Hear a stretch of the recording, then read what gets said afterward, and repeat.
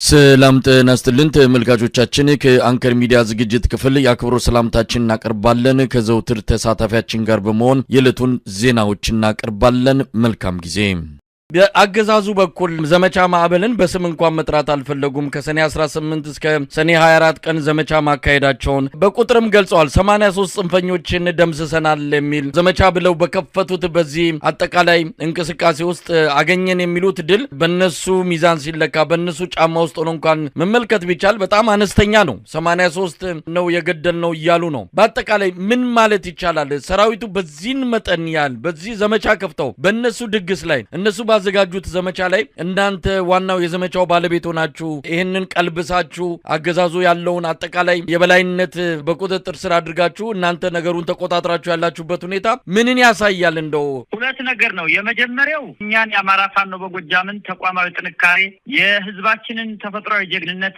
የታጋያችንን የማኔጅመንት የማጥቃት መከላከል ብቃት ያሳያል በዚህ ላይ አይደለም ያሉትን ኮሮችና እዞችን አገሪቱ በሙሉ አለኝ የሚለውን በየሐመድ አረመኔያዊ አባል በሙሉ ሰብስቦ ቢያመጣ እንደምንበትነው ያረጋግጥንበት ሁነኛ ጊዜ መሆኑና የኛ ጥንካሬ መሆኑን አረጋግጠናል ሁለተኛው የነሱ ደካሞች እንደሆኑ እንደማይችሉ አንድ መከላከያ የሚባለው ተቋም መስሪያ ቤት የማይናበብ የማሃይማን ነጋዴዎች የበዙበት ጨካኝ አራጆች ነገር ግን ወታደራዊ ዕውቀት ጥበብ የሚባል በፍጹም ያልፈጠረባቸው የማሃይም ስብስቦች የሞሉበት መሆኑን አይተናል በዚህም አንድ መደበኛ የሚባለው በሰላም ማስከበር ረጅም ዓመት በመከላከያ ቤት ውስጥ የቆየው እግረኛም ሆነ መካከለኛ መኮንኑ ኃይል በፋኖ ተመቶ እንደተደመሰሰ እንደተበተነና አሁን ያለው ተዋጊ ከየደጁ ከናቱ ጉያ በግድ እየተለቀመ ወደ ማሰልጠኛ ገብቶ ጥቁር ክላሽ ብሬንና ስናይፐር በግድ እየታጠቀ ያለ ዓላማ ወደዚህ እንዲዘምት የተደረገ ሰራዊት እንዳለና ሲኒየሩ ወታደር አልቆ በፍሬሽ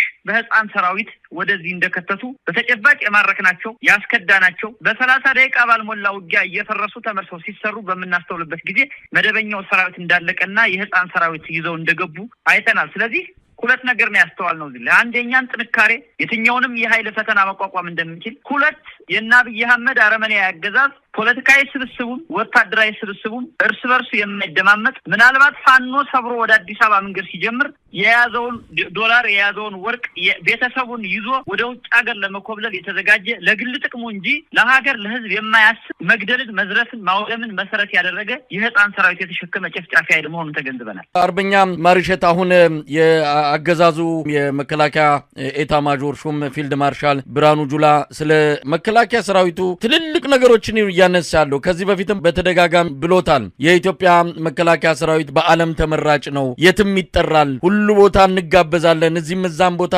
እንጠራለን ከማንንም በላይ ተመራጭ ሆነ ሰራዊት ስለገነባን የሚል ነው ዛሬም ያንን ደግሞታል በምንም የማይንበረከክ ወደፊት ሊመጣ የሚችልን ጦርነት ሁሉ የሚያስቀር ጠንካራ የመከላከያ ሰራዊት ነው የገነባ ነው እያለ ነው መሬት ላይ ያየን አይደለም ምናልባት እናንተ በውጊያም ስለምትገናኙ ስለምትተዋወቁም የፊልድ ማርሻል ብርሃኑ ጁላን መግለጫ እንዴት ነው የምታዩት መሳይ እንግዲህ እንዴት መሰለህ ይሄ የአማራው ተፈጥሯዊ የጦርነት ጥንካሬ እና አብይ አህመድን መሰሎችን በጣም ያስጨንቃቸዋል በጣም ያስፈራቸዋል ይሄን ጦርነት ያወጁትን ከፕሪቶሪያ መልስ ይሄንና የአማራ የታቀፈውን የተሸከመውን ጠመንጃ ከእጁ ቀምተን አማራውን ጄሬ ካላደረግነው እኛ ሰላም አንሆንም ይሄ ቡድን የብልጽግና ቡድን ሰላም ሊያገኝ ስለማይችል አማራውን ጄሬ ማረገድ አለብን በሚል ነው ወደ አካባቢያችን ተተት ብለው የገቡት የኛም ተፈጥሯዊ ጀግንነታችንን ተጠቅመን ዕውቀታችንን ጥበባችንን ስልታችንን ተጠቅመን እና አብይ አህመድን እየመከትን ይደርሰናል ስለዚህ ዛሬ እነ ብርሃኑ ጁላ የሚያወሩት ፕሮፓጋንዳ ውስጣቸው በፍርሃት ሲንጥ ያመጡት የሰው ኃይል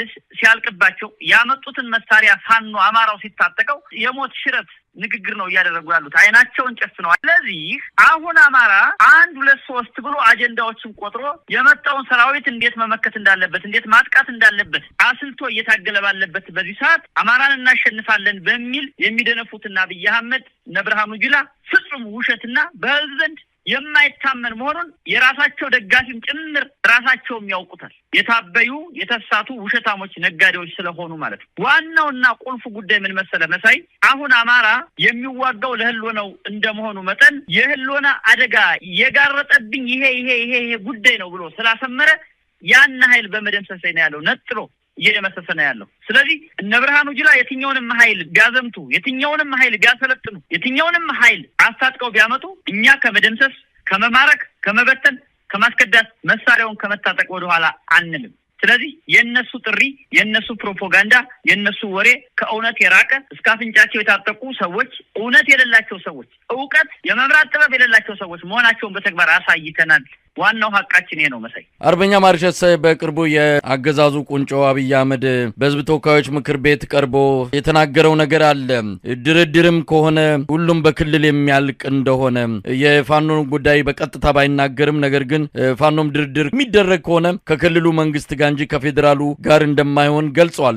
እስካሁን እንደምናውቀው ፋኖ ለአረጋ ከበደ አስተዳደር እውቅና አልሰጠም። ከአብይ አህመድ አስተዳደርም ጋርም ድርድር አያስፈልግም ብሎ የአብይንም ተደጋጋሚ ጥሪ እንደማይቀበል የገለጸበት ሁኔታ ነው ያለው። እንኳን አይደለም ከአረጋ ጋር ከአብይ አህመድ ጋር አንደራደርም እያላችሁ በፓርላማ ተገኝቶ ጉዳዩ የክልል ነው ድርድርም ካለ በክልል ማለቅ አለበት የሚለውን እንዴት አይታላችሁ? የኛን አላማ አያውቀውም አብይ አህመድ። የተነሳንበትን አላማም አያውቀውም። አቅማችንን በውል አልተገነዘበውም፣ አያውቀውም። ቢያውቀው እንኳን ሊያምን ፍቃደኛም ዝግጁም አይደለም። ከቀበሌ ሚኒሻ ጀምረን አለ የሚባለውን ምስለኔ መንግስት ፍርስርሱን ያወጣነው እኛን በታንክ ውስጥ የተደበቁ 2 እና 3 ካድሬዎችን መልሳችሁ በድርድር ስም አስገቡልኝ ነው እያለ ያለው። እኛ ደግሞ የአማራ ብልጽግናን በ3 ቀን ስለበተን ነው ኢትዮጵያ ውስጥ ያለውን አጠቃላይ የብልጽግና ስርዓት ለመበተን የሀገሪቱን የመጨረሻ ግድግዳ የሚባለውን መከላከያ የሚባለውን ኃይል እየደመሰስነው ስለሆነ ያጠናቀቅነው የጨረስነው ያፈረስነው ስርዓት ስለሆነ ከፈረስነው ስርዓት ጋር አንነጋገርም አንደራደርም ነው። እንኳን እዚህ 2-3 ነው እዚህ ማርቆስ ታንክ ውስጥ ካምፕ ውስጥ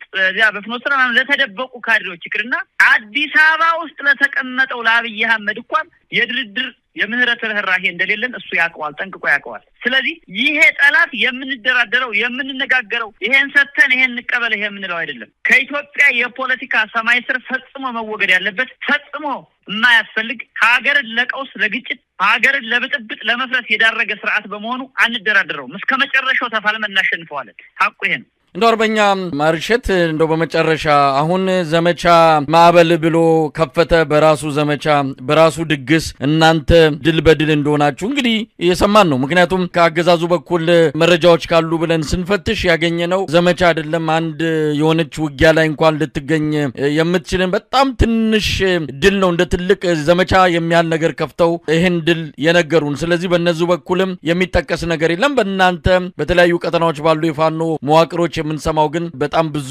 ድሎች እንዳሉ ነው። ስለዚህ አሁን ምን ማለት ይቻላል ነው? ክረምት ነው። ክረምቱ በጣም ወሳኝ ነው። አብይ አህመድ እችን ክረምት እንደምንም ለመሻገር ይፈልጋል። ፋኖች ጥቃት ይከፍቱብኛል ብሎም ነው አስቀድሞ ይህንንም ጥቃት የከፈተው። ምን እንጠብቅ እስቲ? እንደው በክረምቱም ሆነ በአጠቃላይ አሁን 2ኛ ዓመታችሁን ደፍናችኋል። ሐምሌ መጨረሻ ላይ ነው የአማራ ክልል ውጊያ ወይም ጦርነት አብይ አህመድ በይፋ ወረራ በመፈጸም የጀመረው። 2 ዓመቱን እየደፈናችሁ ነው። 3ኛ ዓመቱን ልትይዙ ነው። ምን እንጠብቅ? መጀመሪያ ከአብይ አህመድ እቅድ ከአብይ አህመድ ጓዳ ከአብይ አህመድ ቤት ምንም አትጠብቁ። ምርኮኞች ናቸው። ታሪካቸው የሚያሳየን ይሄን ነው። በታሪክ አጋጣሚ ሀገሪቱ ደካማ የፖለቲካ መንገድ አራማጁ በነበረችበት ጊዜ አጭበርብረው የሀገር ስልጣን የያዙ ሰዎች በመሆናቸው ምንም አትጠብቁ ከነዚህ ሰዎች። ከፋኖ ግን በአብይ አህመድ ወራሪ አረመኔ ኃይል ላይ ጠንካራ በትር ጠብቁ። ውጊያውን በተለያየ ስልት አጠናክረን እንቀጥላለን። መደምሰሳችንን፣ መታጠቃችንን፣ ኃይል መገንባታችንን አጠናክረን እንቀጥልበታለን። ይሄን ጠብቁ ከኛ። አማራ አንገብጋቢ ፋታ የማይሰጥ የመታገያ ኮዝ ምክንያት ያለው ህዝብ ነው። ማንንም ይሁንታ ሳይጠይቅ ሳይፈልግ በዚህ ዘመን በዚህ ትውልድ አጋፋሪነት በራሱ መንገድ ታግሎ ስርዓቱን ይጥለዋል። ለአማራው ብቻ ሳይሆን ለሌላ ኢትዮጵያዊም ተስፋ የሚሆን አዲስ ስርዓተ መንግስት ያቆማል፣ ይገነባል። ርብርቡም ትልቁ ጥረትም እዚህ ላይ ነው። ስለዚህ መላ ኢትዮጵያዊ እንደ መልእክት ላስተላልፍ ፈልገው ነገር ምንድነው? ይሄ ሰፊ ቁጥር ያለው ህዝብ ሰፊ መልክዓ ምድር ላይ የሚኖረው አማራ አንገብጋቢ ፋታ የማይሰጥ የህልውና ቅርቃር ውስጥ የገባው ትልቅ ኮዝ ያለው አማራ ይሄን ስርዓት ፊት ለፊት በውጊያ ስለተጋፈጠው የኃይልም የፖለቲካም የደህንነትም የዲፕሎማሲም የኢኮኖሚም የበላይነት ወስዶ ይሄን ስርዓት አንኮታክቶ አዲስ ኢትዮጵያዊ መልክ ያለው አማራና ሌሎች ህዝቦችን በኩልነት የሚያኖር ስራ ስለሚገነባ ይሄንን ተስፋ አድርጉ ማለት ነው ፈልገው መሳይ። አርበኛ ማርሸት ፀሐዩ የአማራ ፋኖ በጎጃም ቃል አቀባይ፣ እግዚአብሔር ይስጥልኝ። መልካም ምሽት፣ መልካም ቀን። እኔም አመሰግናለሁ መሳይ። በኢትዮጵያና በኤርትራ መሃል ጦርነት ሊቀሰቀስ ይችላል የሚለው ስጋት የተጠናከረ መጥቷል። የአብይ አህመድ አገዛዝ ለተለያዩ ዓለም አቀፍ ተቋማትና ለምዕራባውያን ሀገራት መንግስታት ደብዳቤ በመጻፍ ቀጠናውን ከመበጥበጥ እንድትቆጠብ መጠየቁን ነው ያገኘነው መረጃ የሚያመለክተው። የውጭ ጉዳይ ሚኒስትር ዶክተር ጌዲዮን ጢሞቴዎስ ለአሜሪካ ጨምሮ ለተለያዩ ዓለም አቀፍ ተቋማት በጻፉት ደብዳቤ ኤርትራ በኢትዮጵያ ውስጥ ጉዳይ ጣልቃ በመግባት ከፍተኛ ችግር እየፈጠረች ነው፣ የአፍሪካውንም ቀንድ እያመሰችው ነው ሲል በደብዳቤው ማመልከቱን ነው የተገለጸው። በሌላ በኩል የተባበሩት መንግስታት ድርጅት የሰብአዊ መብት በኤርትራ ላይ የቀረበውን ሪፖርት አጽድቋል። በዚህም ሪፖርት 23 ድጋፍ፣ 20 ድምፀ ታቅቦና 4 ተቃውሞ የቀረበ ሲሆን በኤርትራ ላይ የቀረበውን ሪፖርት እንዲጸድቅ የአብይ አህመድ አገዛዝ ድጋፍ ከሰጡት 23 ሀገራት መሃል አንዱ እንደሆነም ነው ለማወቅ የተቻለው። ከዚህ ቀደም የኤርትራ አምባሳደር ሆኜ በኤርትራ ላይ የተጣለውን ማዕቀብ እንዲነሳ አደርጋለሁ በሚል በራሱ ፍቃድ የኤርትራ የውጭ ጉዳይ ሚኒስትርነቱን እወስዳለሁ በሚል በአደባባይ ቃል የገባው አብይ አህመድ ከ4 ዓመት በኋላ በተፈጠረ የፖለቲካ ልዩነት ኤርትራ ላይ በሚወሰዱ ዓለም አቀፍ ውሳኔዎች ላይ ድጋፍ በመስጠት ላይ መሆኑን ነው የሰሞኑ እርምጃው የሚያሳየው። ወደ ጦርነት ይገባሉ የሚለውን በተመለከተ የተለያዩ በአካባቢው ጉዳይ የሚመለከቱ ወገኖች በተለይም የአብይ አህመድ አገዛዝ ጉዳዩን ከሀገር ውስጥ ችግር ውጫዊ ለማድረግ እንዲህ አይነቱን አጀንዳ ወደፊት አምጥቶ